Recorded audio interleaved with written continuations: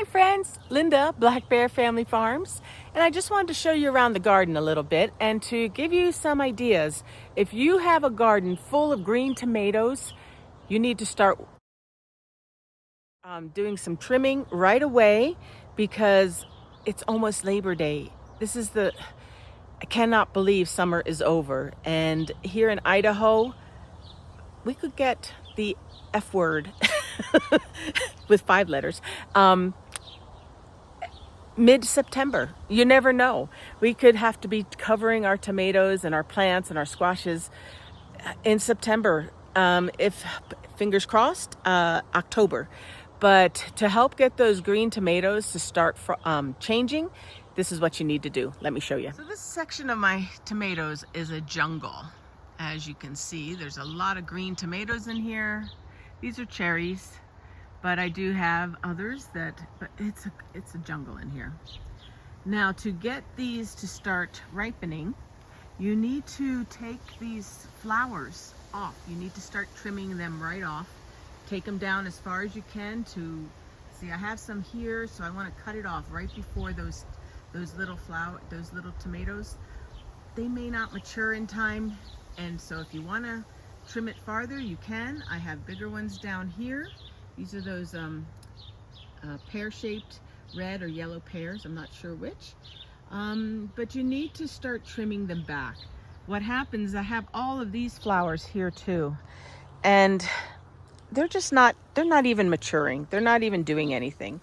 I have all these tomatoes over here, but these flowers I need to trim off because back a little bit, there's my tomatoes I want to keep.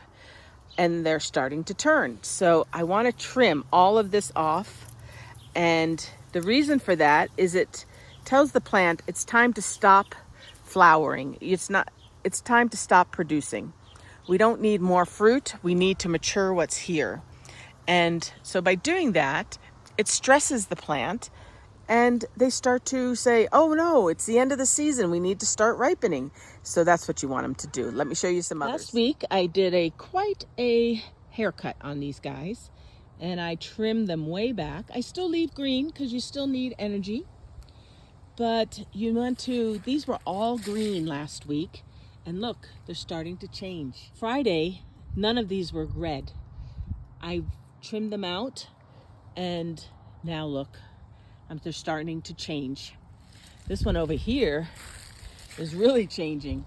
Now this plant itself has been stressed. You can see it's yellow and it's been stressing for a while.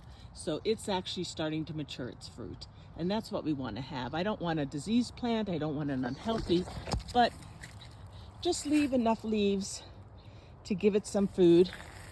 Anytime you start seeing any flowers, take them off. We don't want flowers. Time is over for flowering. All of these guys, even though I trimmed them, they're already back to flowering. You want to take those off and you want it to force itself to think about this fruit that it has and start ripening. I picked all the ripe cherry tomatoes I had on Friday and look at all this red in here, all this color. That's how fast these start changing, saying, all right, you're serious, you mean business. So it's time to start trimming those tomatoes back.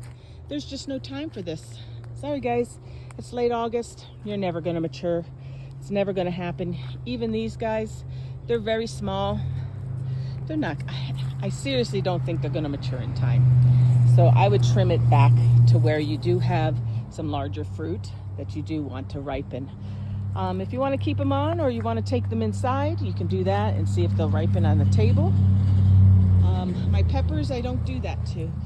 This thing's flowering. I guess I could. Nah, I'm not going to trim my flowers on my peppers. They're doing well. The biggest thing on peppers is you need to pick them and then they will start to produce more, but it's kind of late for that too. But look at all of these tomatoes that were not ripened on Friday. Like I said, today is Sunday. So they are working fast and they're maturing. So that's the biggest thing that you need to do right now. Start clipping those tomato flowers.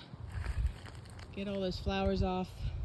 and happy harvesting in a few weeks. I am quite impressed with this new vintage wine tomato.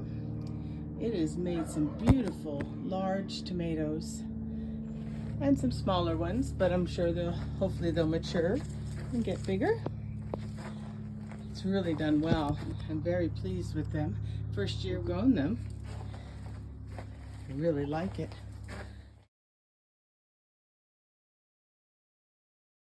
Now, beefsteak are normally a large tomato.